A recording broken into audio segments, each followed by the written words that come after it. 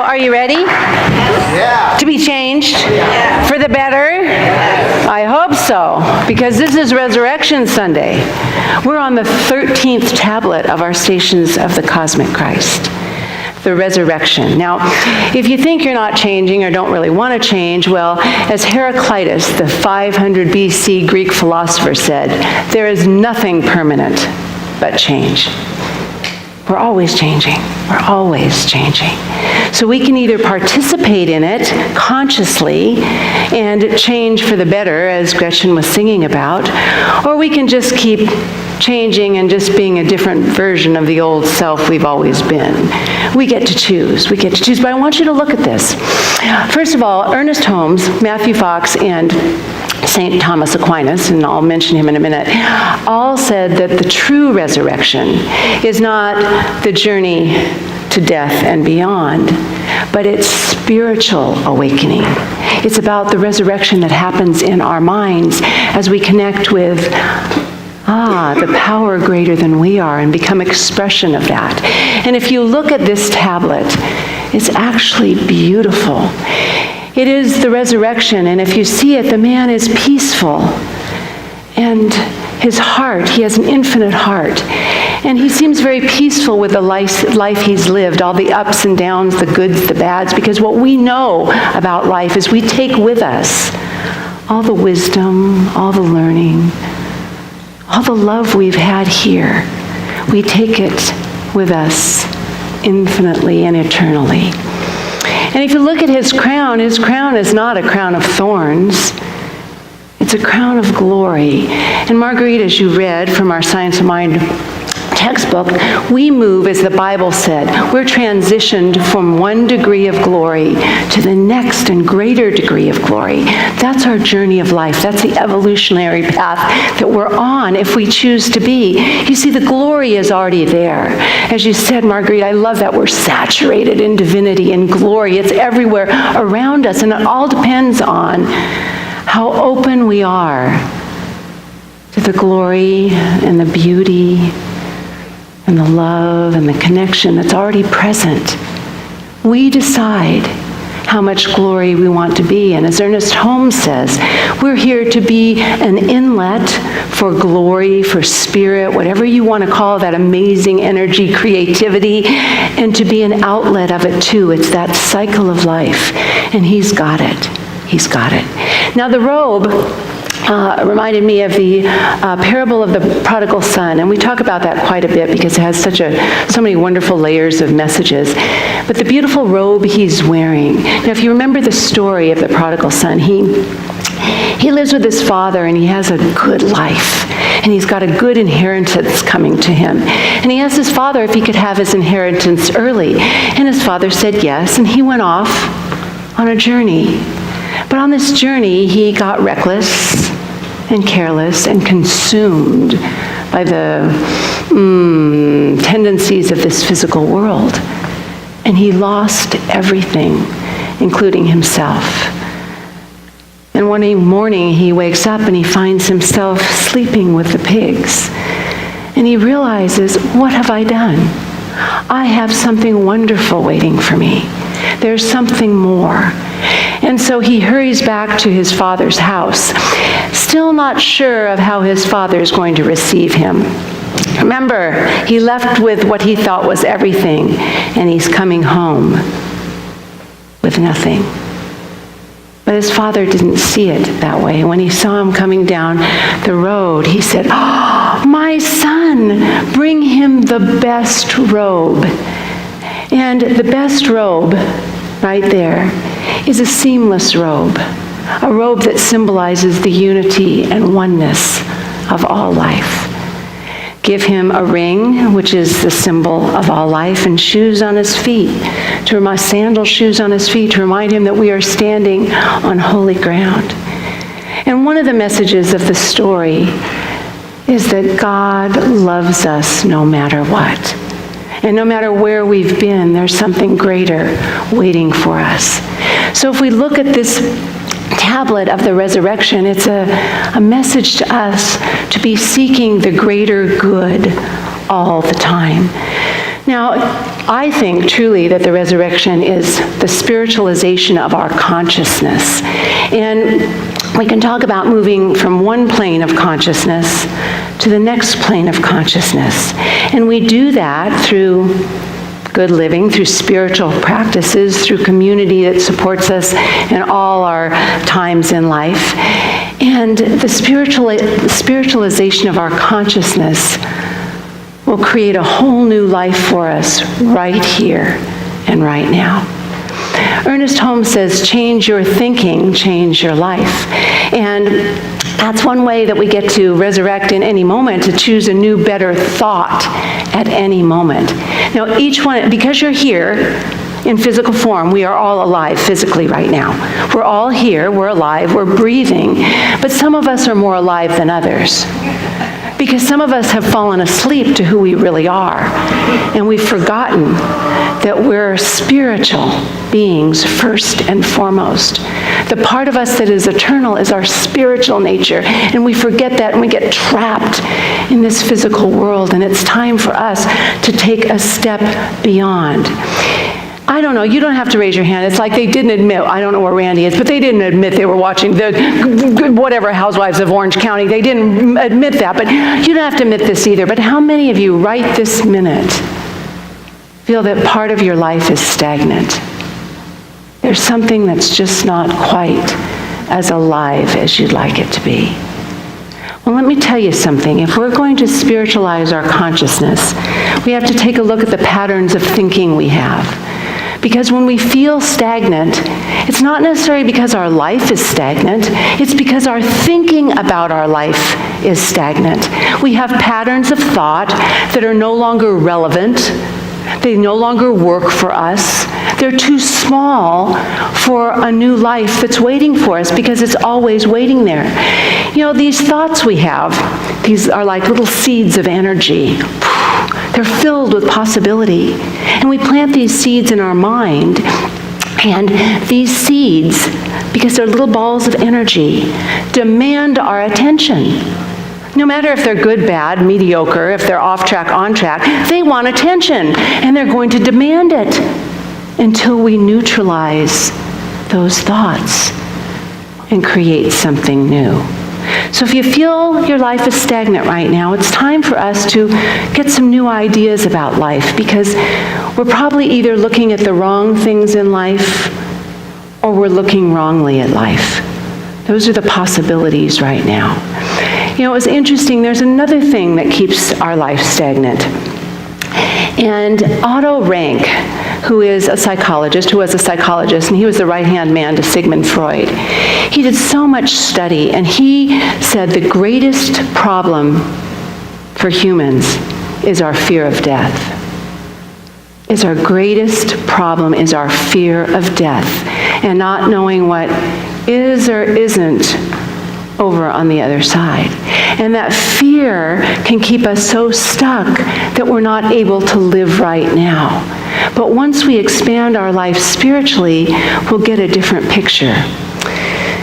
You know, when Kirk and I opened our angel store after our daughter had passed, and she loved angels, and she knew about what was on the other side, and she had her whole idea, and we wanted to pass on some ideas of love, hope, and inspiration to people that we received from angels and understanding.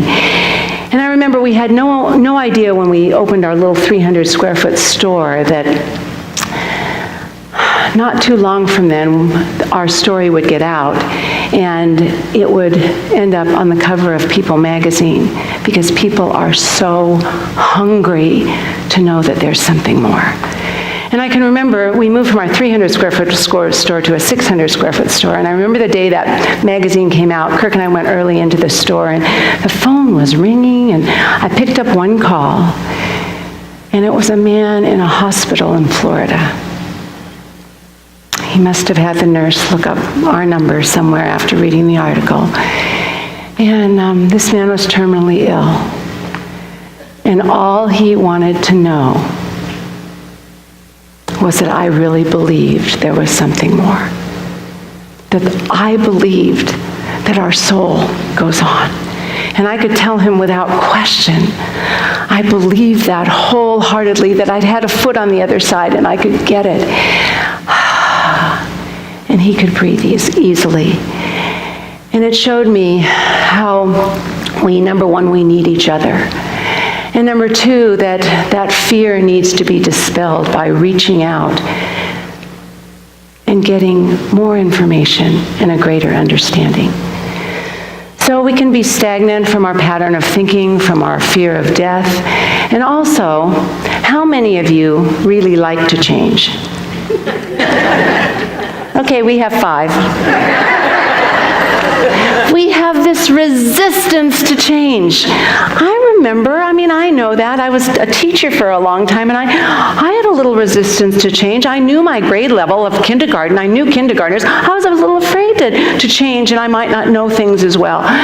Boy, when it happened, I felt like I graduated, and it was wonderful. But those stones of fear are like the resurrection story in the Bible. Jesus made his transition, but his body was interred, and a big stone was rolled in front of his tomb. And when the women came with the ointment to prepare his body, they couldn't move the stone. They could not move it. It was too big and too heavy, and they were at a loss. And what they realized is they couldn't do it by themselves. And it says in the Gospel of Matthew that an earthquake shook, and an angel of the Lord came. An angel came down and moved the stone, and then sat on the stone. It's open, go on in. And people were a little hesitant to go in. And the angel said, come and see, come and believe. There's powers greater than we are out there to help us always, all the time. Again, we have to be open to it. I want you to be thinking, what resistances do you have right now where you need a little angelic help? A little help from a messenger, a spiritual messenger that's always there to guide us on and on. As I said, St. Thomas Aquinas, who I talked about earlier, who believed that resurrection is spiritual awakening, he said there's really 2 resurrections in this life. And St. Thomas Aquinas was a 13th century Dominican priest, and he was a maverick. He was a little rebel. He wanted to shake up the church, and he wanted to think new ideas, kind of like Matthew Fox, and shake things up. And he said, we need, first of all, to resurrect spiritually, to really know we're spiritual beings having a human experience, to embrace that there's powers greater than we are all around us. Again, saturated in divinity and possibility and creativity.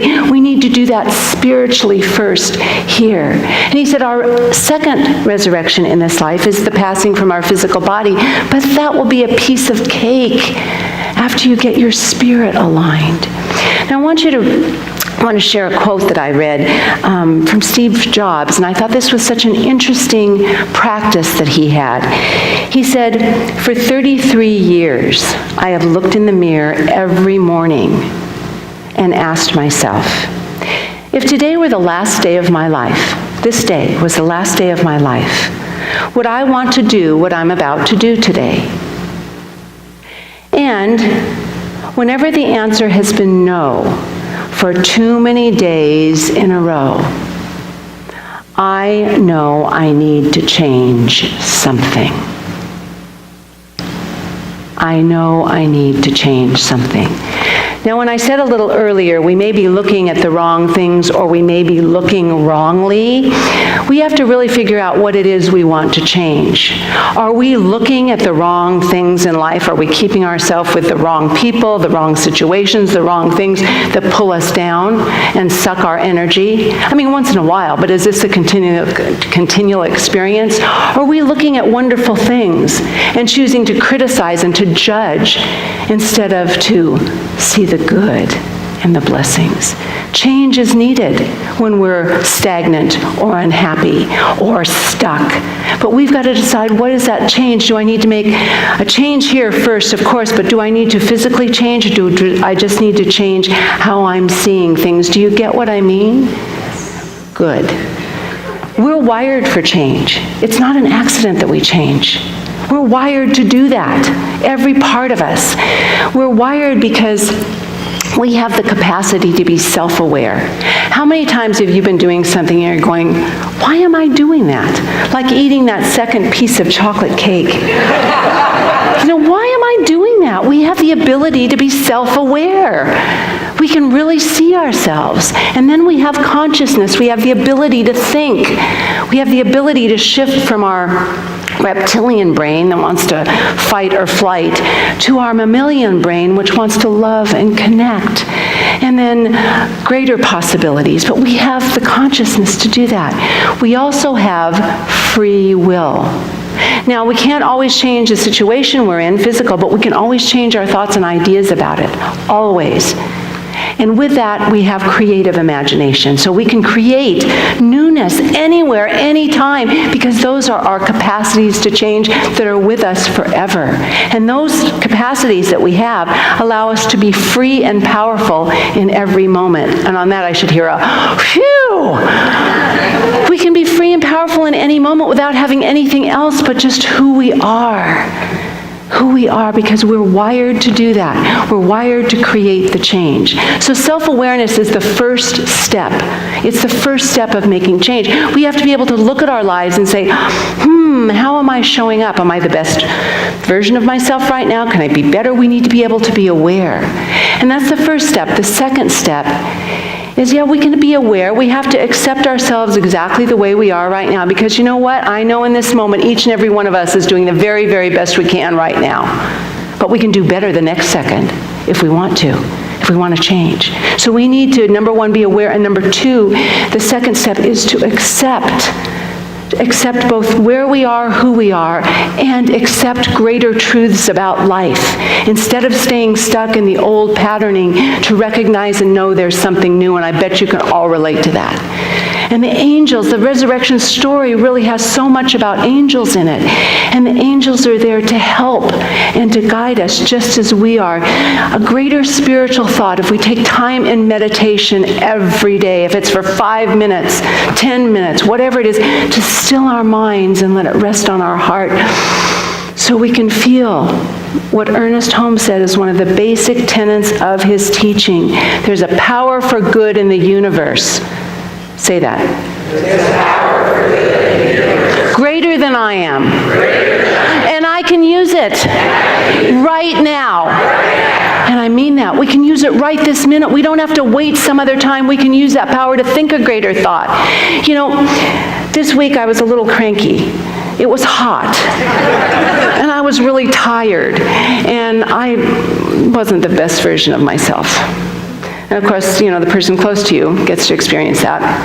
Both ways, may I add. But I'll take acceptance for my part. And I said, Kirk, I wasn't really nice yesterday, and I apologize, because the better version of myself would have handled it this way. The better version of myself, self-awareness, and then acceptance. Yeah, I messed up. I wasn't the best person. But now I can make it better. I can say the best version of myself would have done this. And that was the help and guidance of being self-aware, accepting where I can be and where I could be. If we call it inspiration and angelic guidance, whatever we call it, to be free from the past, and number one, to forgive. Forgiveness doesn't change the past. It changes this moment and the next and the next and the next. I want to ask you just to think right now, who are you willing to forgive, or what are you willing to forgive in this moment? Yourself? Someone else, God, the world, because it's going to change how the next moment of your life unfolds for you. So I've given you 2 steps on this journey towards being changed, to spiritualizing our consciousness. The third step is to act. To act. Mahatma Gandhi said, we have to be the change we seek in the world. It's not enough to think it alone, to hold it here as the start, but we have to go be that change. And the change, I know, the most powerful change in the world, is to move from fear to love, from fear to faith. Love and faith changes things. When I spoke with a man I talked to in the hospital, 5 minutes changed his life forever from someone he didn't know. I've had that happen to me too. Reaching out to somebody, hearing something, and having a change forever. We get to choose. My beautiful 13th century mystic poet Rumi says, first of all, to love God. Why do we love God? Because it transforms all who are touched by it. When we open to a greater expression, whatever you call, we don't care what you call that power for good. You can call it creative intelligence, divine mind, cosmic Christ. You can call it spirit. You can call it God. It doesn't matter. It's whatever has the best resonance for you. But when you align with that, Rumi says you are transformed for good. Mundane concerns, troubles, and sorrows dissolve. That's why meditation and prayer are so important. That's the first step in our spiritual mind treatment, to know that God is love and God is all there is. That's that first step, first alignment for change. And the second is to love yourself. And Rumi goes on to say, God asked, do you love yourself more than you love me? And Rumi replied, I have died to myself and I live for you. I know that when I love myself, I love you, and when I love you, I love myself. And that's the beautiful thing that happens when we choose to put love first. We also need to love in a greater way, because we're not meant to be alone. We're meant to be together. I think you said, Marguerite, we belong to each other, and that's the truth. We belong to each other. So we need to take a bigger space here. Margaret Mead said, never doubt that a small group of people, a small group of individuals can change the world, because indeed it is the only thing that ever has. You and I are here to just simply be a better version of ourselves, share with each other. And I want you to, we're going to act. Instead of a closing prayer, we're going to have a closing stand. We're going to act it. Stand up. We have to take action. Take action. And whatever the word you wanted for God, say that. I'm going to say I love God, but you can say I love spirit, I love creative divine mind, I love universal intelligence, I love whatever it is. But I love God. I love my life. I love myself. I love you. Now come and look around. Not enough to just, you have to look around. I love you. I am changed for good. And I stand in the power of one. I bless you all. I'm so glad you're part of my community of love and light and goodness and the willing to change and to help each other and give each other a little scoot. So thank you. I love you all. I bless you, and so it is. Thank you.